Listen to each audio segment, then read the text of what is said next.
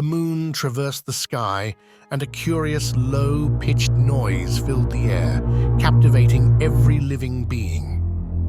With each passing moment, the sound intensified, signaling the imminent arrival of the eclipse, and she sensed it was time to depart.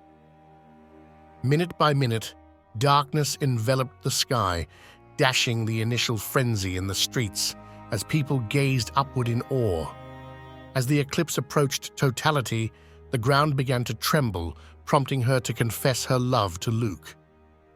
He looked at her, his eyes teared, and in that moment, with unspoken emotions lingering, she stepped away, embracing the eerie shadow cast on her by the eclipse.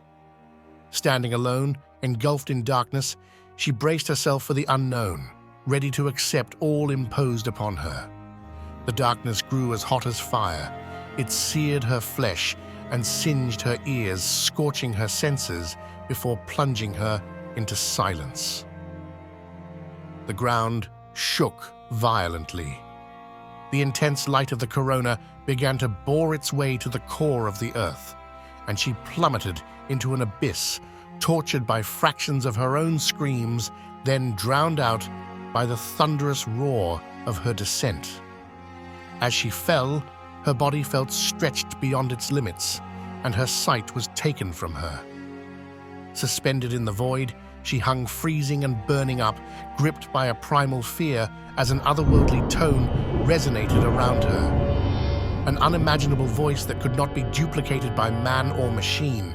It assessed her, piercing her soul with its judgment.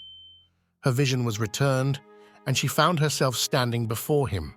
And it was no longer mankind's day of judgment, it was hers alone. Compelled to observe every moment she'd lived, at times she felt his anger swell and then subside. The time to answer for her actions was upon her, yet the only one she was truly held accountable for was her disobedience, the first sin. Silenced and stripped of her voice, she readied herself for the final blow. She wept and felt the weight of her transgressions bearing down upon her. When the ability to speak was returned, she spoke. The words entered the air in their purest form. I'm sorry, she uttered, and again she began to fall. When her eyes opened, she saw a man staring down at her, a face she'd seen before. He took her by the hand and began to show her all of the beauty that surrounded them.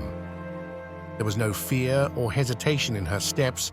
Various animals roamed about, and from the corner of her eye, she saw the serpent making the same journey around the garden. This time, with consciousness of mind, she ignored it as it slithered about, following her every step. Having the only recollection of what happened prior to the moment, she knew in her heart that she would never stray. Vowed to keep her pledge of making right what she had destroyed, she held his hand tighter. And as they walked, she listened carefully to every word that fell from his lips.